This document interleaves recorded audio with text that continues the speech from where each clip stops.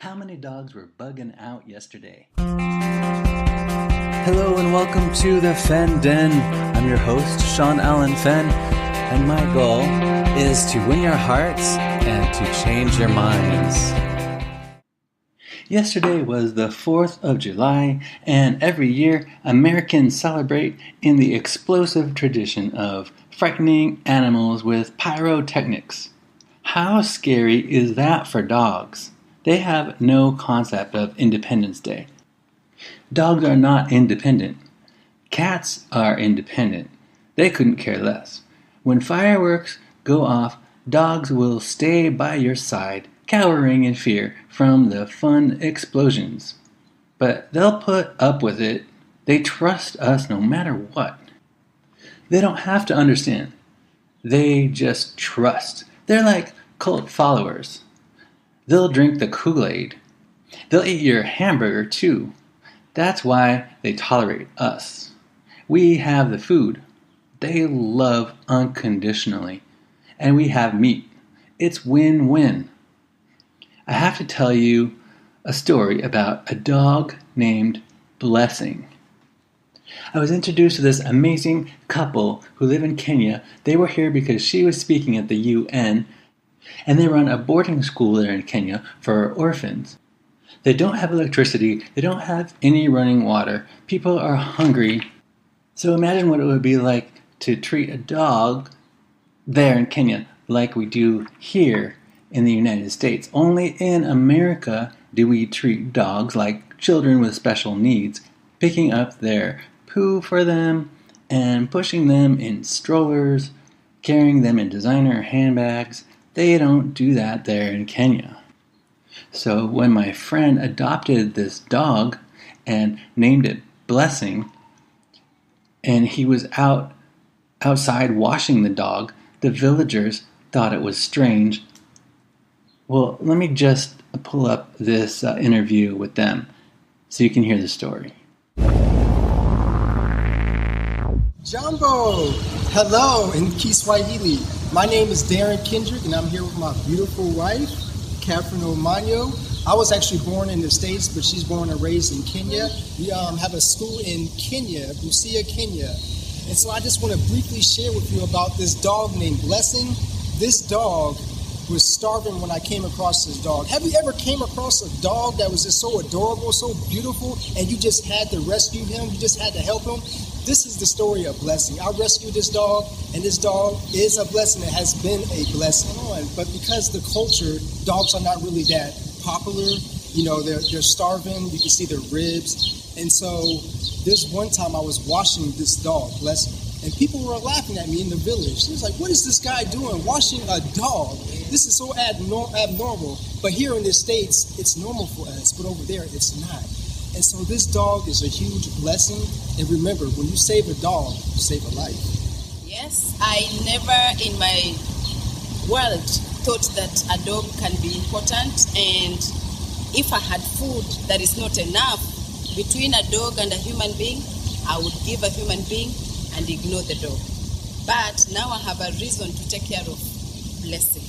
Because at school we still do not have electricity, and sometimes we use candles or kerosene lamps. Unfortunately, recently one of the candles was left around 11 p.m. at school, and it made the classroom to catch fire.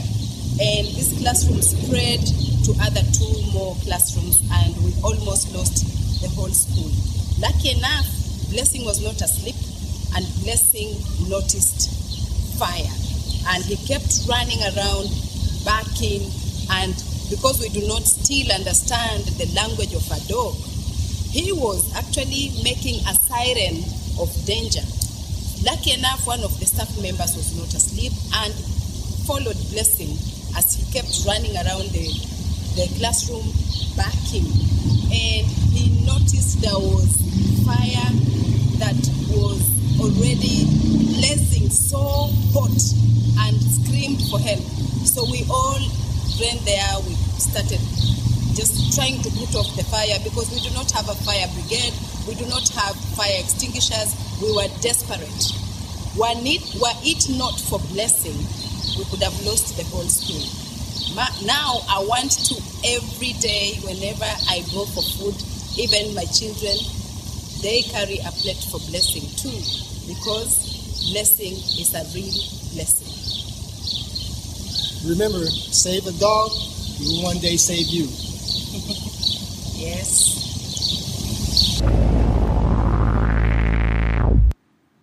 Catherine Amano and her husband Darren were here in New York because she was speaking at the UN. She was invited to speak for women's rights in Kenya. She founded Impreza Academy in Busia, Kenya to solve a problem. Number one, children must pay fees to attend public schools. And number two, women can't own property. And number three, to empower women in a harsh patriarchal society. She believes if you empower one woman, you've empowered the whole community.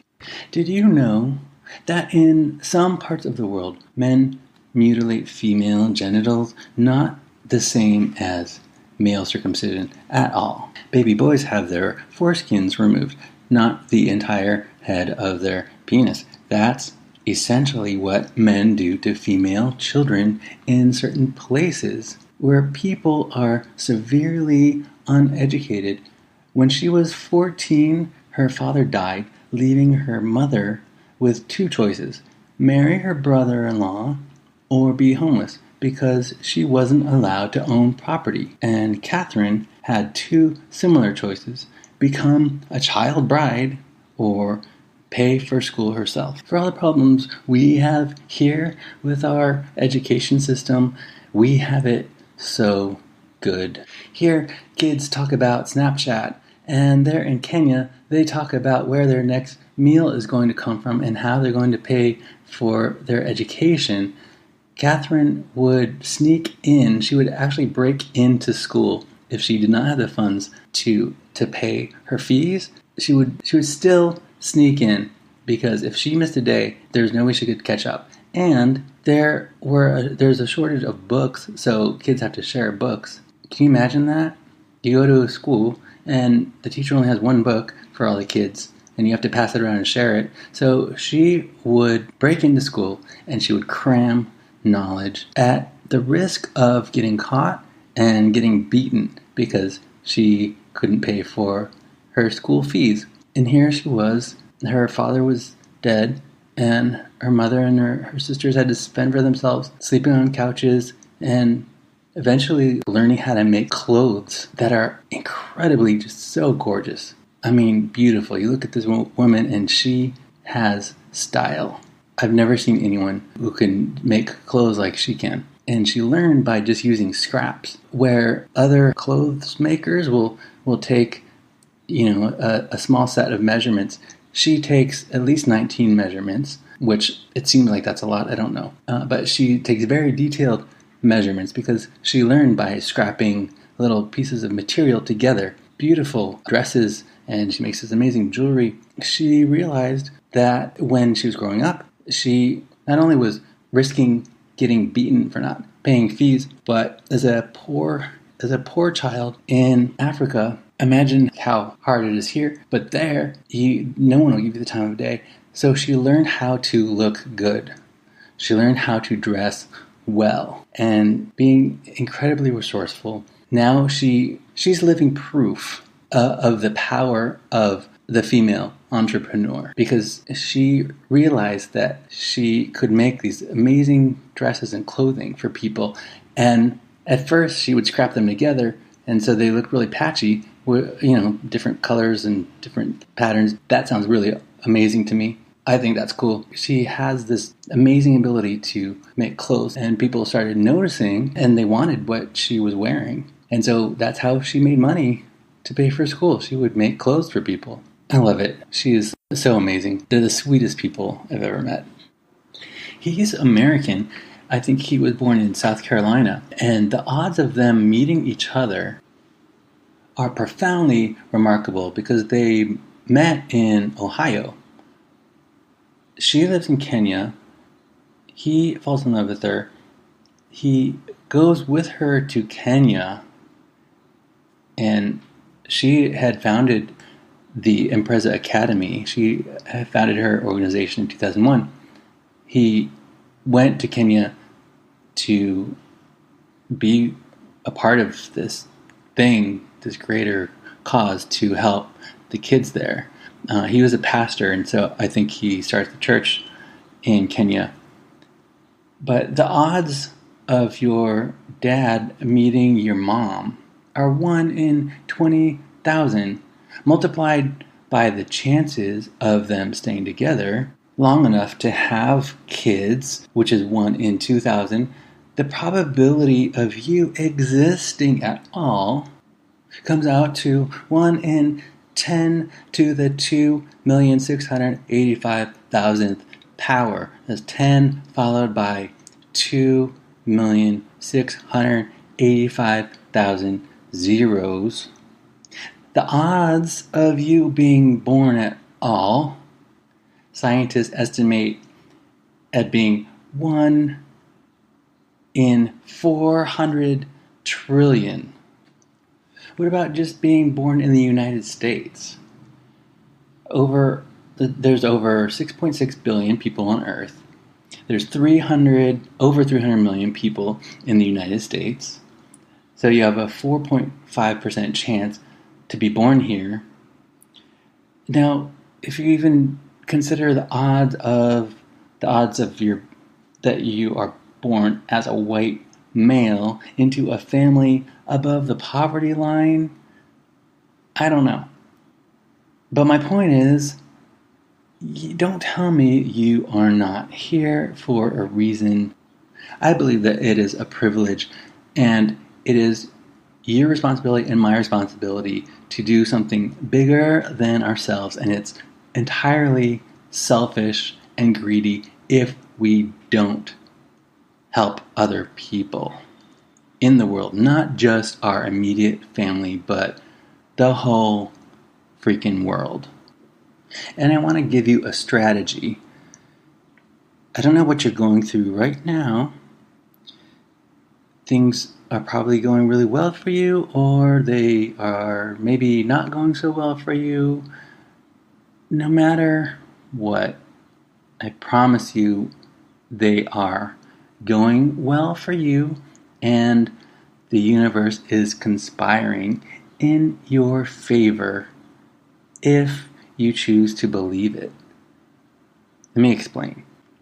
I know people who go to a 9-to-5 job and their joy in life is their vacation. And I personally believe that if your biggest thing that you do is going on a vacation, then I don't know what to tell you.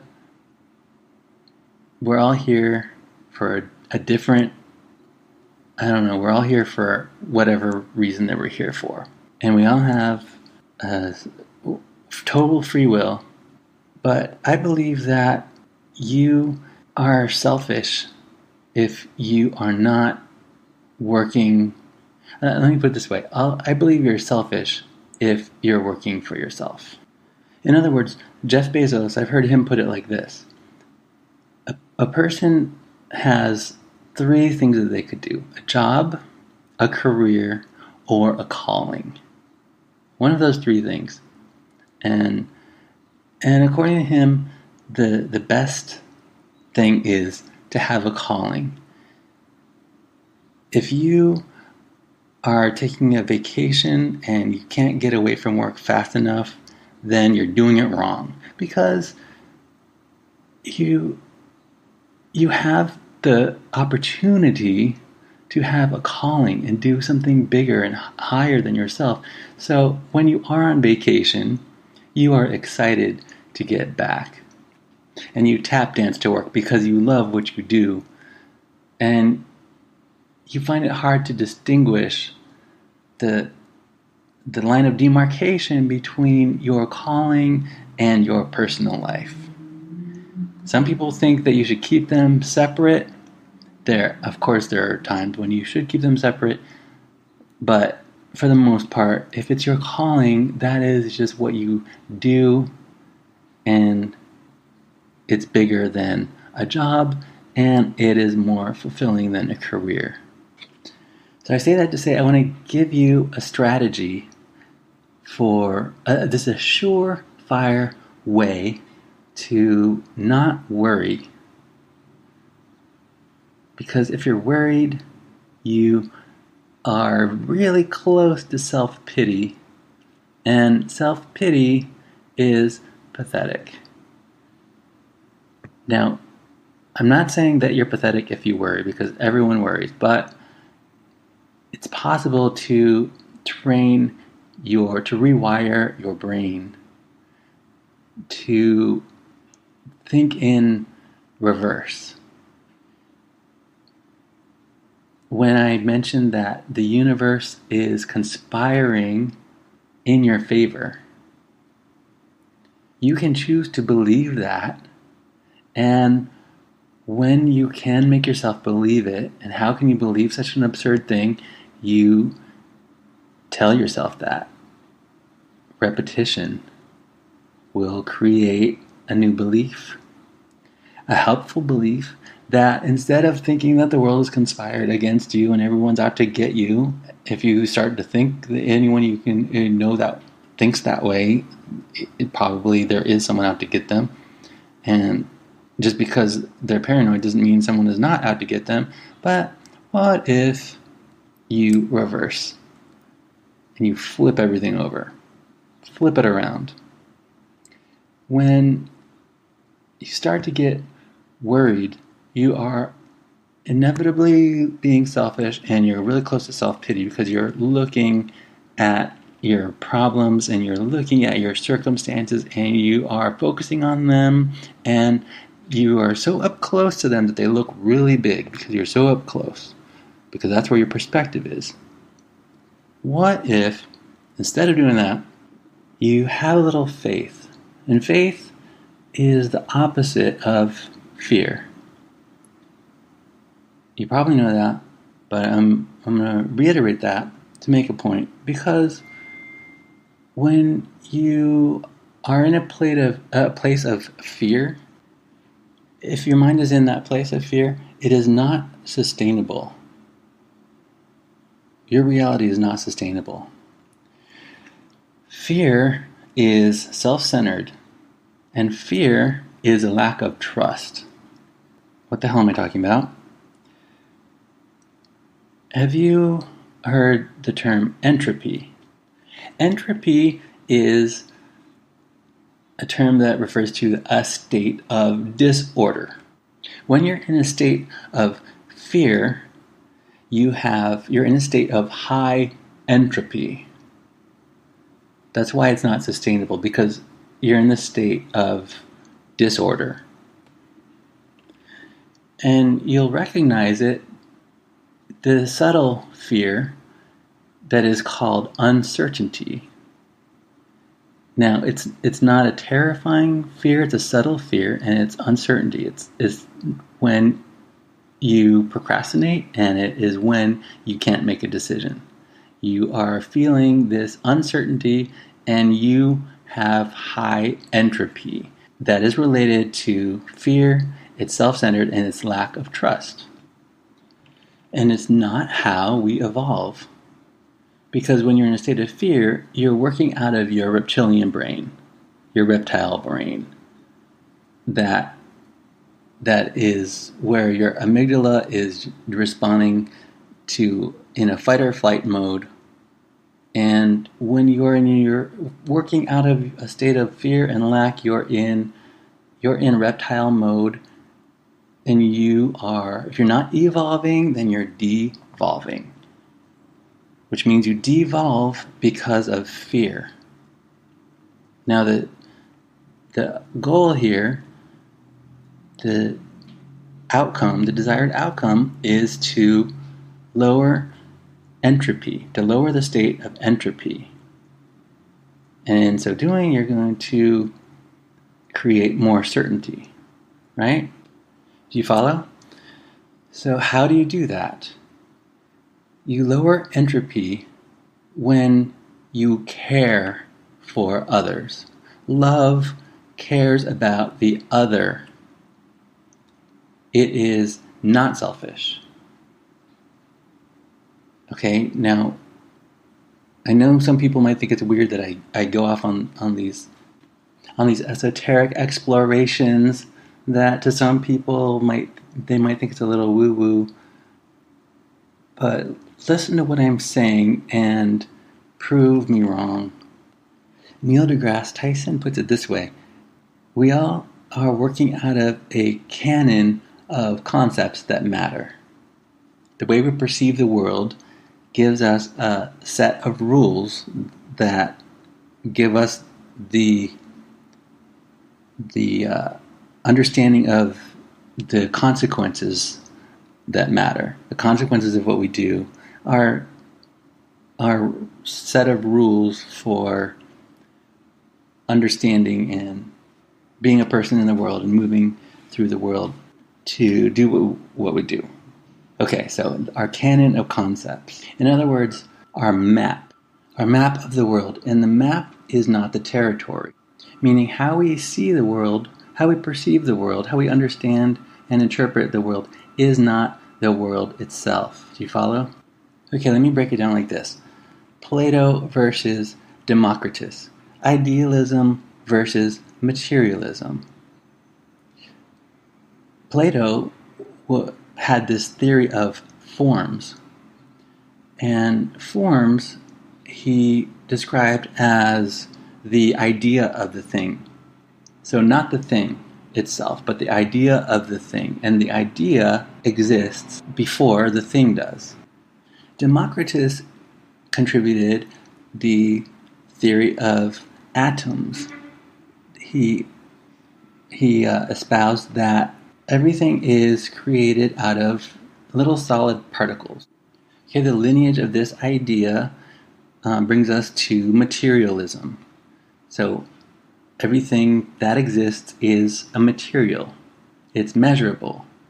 And that's believable, isn't it?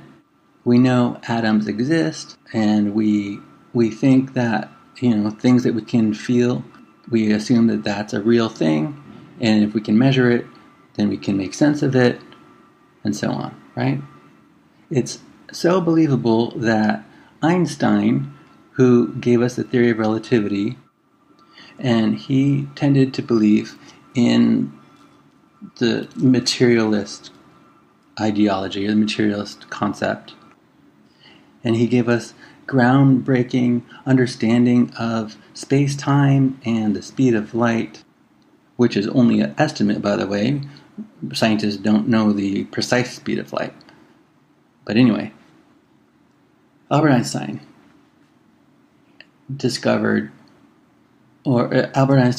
insisted that our physical reality is composed of these little solid particles that everything consists of. But what Einstein couldn't wrap his head around was this weird thing that happened on a quantum level that he called spooky action at a distance, where photons could become entangled, and one photon could be caused to have a twin photon that acts instantly in parallel to the one photon. In other words, the speed of light is not the fastest speed, because in quantum entanglement, when one photon acts, the other twin photon acts exactly at the same time, no matter how far apart it is.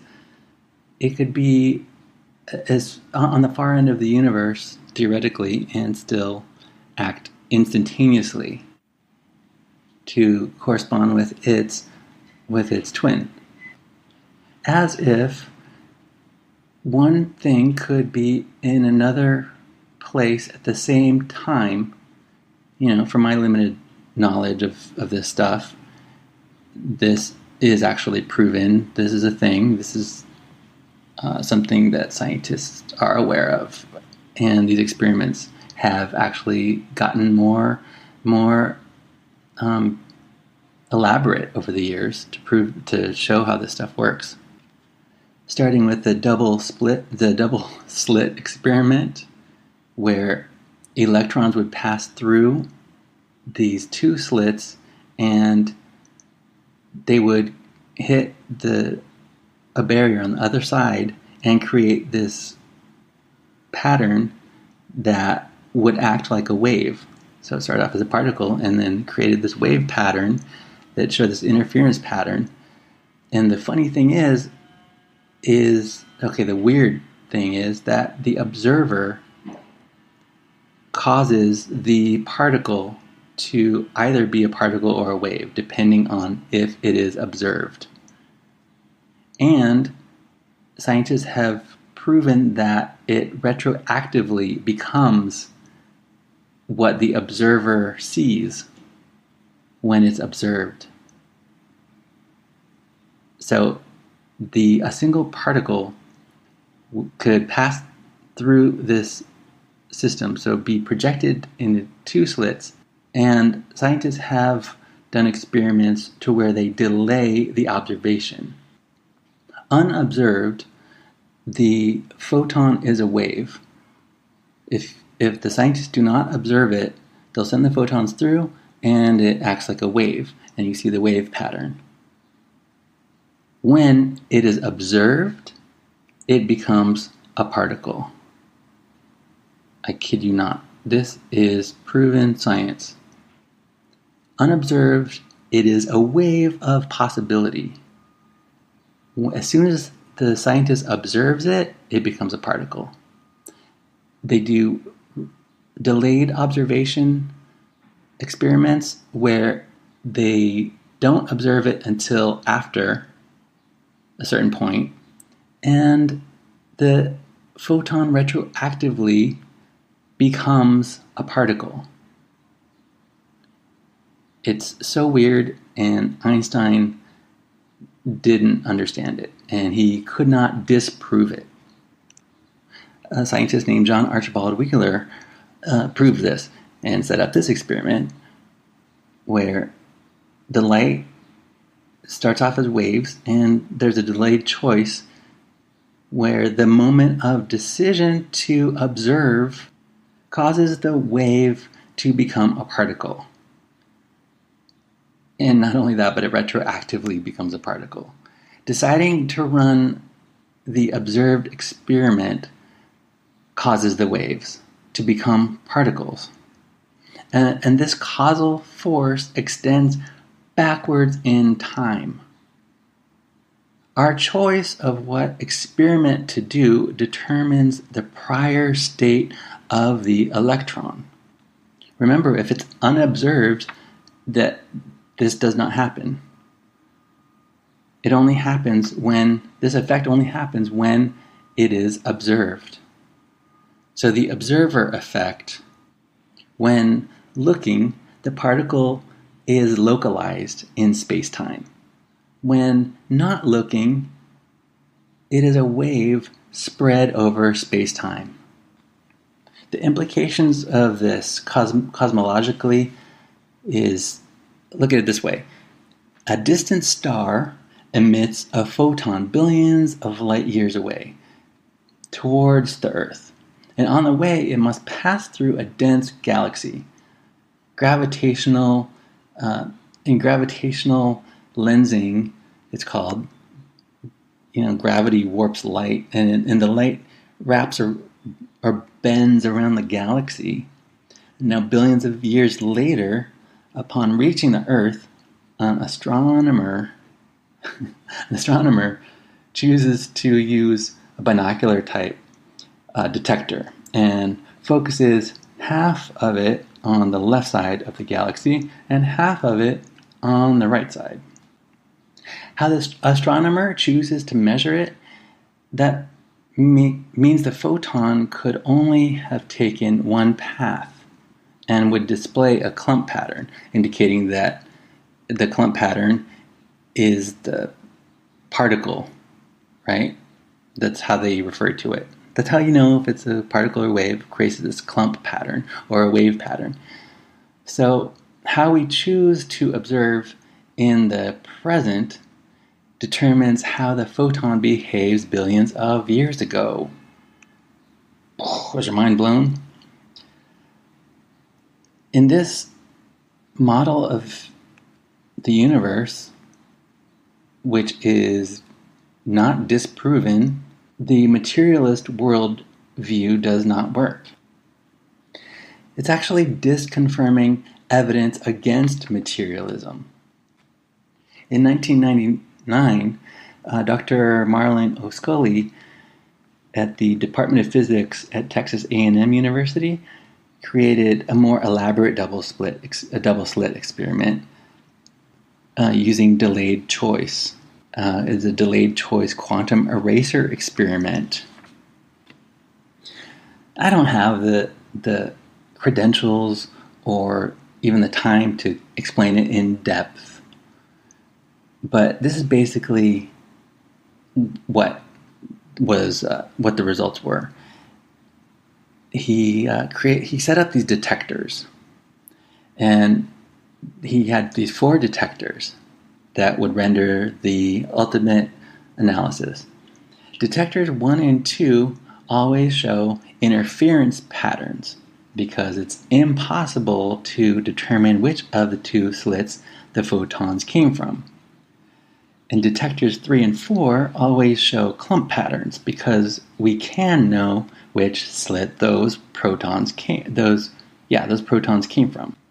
How the light chooses to display itself as particles or waves is dependent on how much we know about it. If it had to come from just one slit, there would be a clump pattern, indicating that particles were being observed.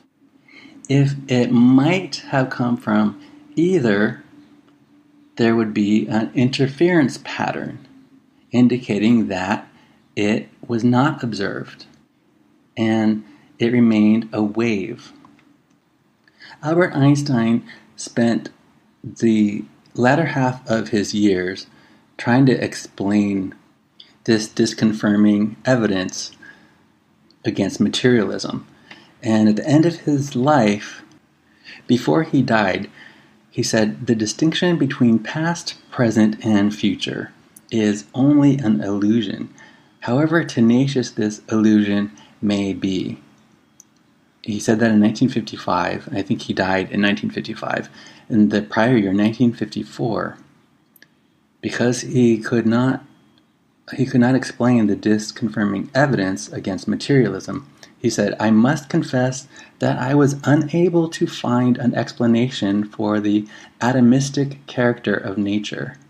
One must find a way to avoid the space-time continuum altogether, though I haven't the slightest idea what kind of elementary concept could be used in such a theory. If past, present, and future are an illusion, that means all time frames, all possibilities are available simultaneously at the source of whatever is making all of this happen, consciousness."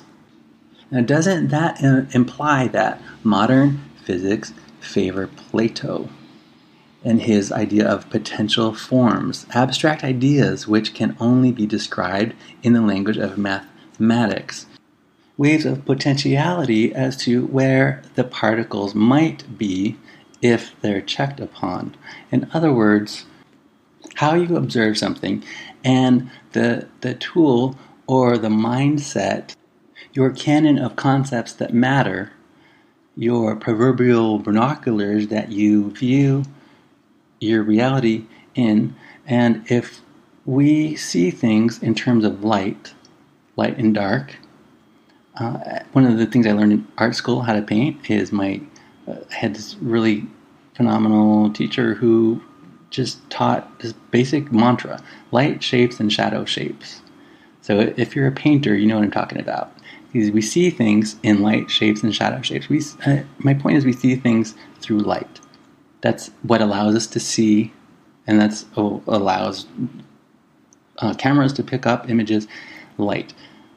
If everything is seen by light, and on the quantum level, light behaves this way, either in a wave or a particle, depending on the observer, then doesn't that make it so much bigger than just a science experiment? But what if we actually choose to observe the world in our favor for the greater good? Everything that we can control, our thoughts, our actions, our attitudes, everything that we can control, we take full responsibility for. And we set our intention to observe the world that way. Just like a dog will be who that dog is and does what that dog does, that dog is loyal. And that dog sees you as a leader. And now if we have the capacity to think more abstractly than a dog, allowing us to set our intention to cause certain things to come to fruition, and doesn't that empower us to be so much more than what we thought we were, and do so much more than what we thought we could do, as we lower our entropy and create more certainty with a sense of purpose, in the same way that an animal, a dog, will just keep it simple. A dog will just trust. There's no ego. The dog just does what the dog does. So are we any better than a dog? What if we could just trust? Let me know how animal has affected your life. How has a dog or a cat improved your life? Will you go ahead and follow, subscribe, and tweet me, or just let me know that you care. On Instagram, I'm at Sean Allen Fenn, and it's been a pleasure to do this podcast for you. I make time for it. I really got to go. I have a meeting I have to go to, but I want to leave you with that.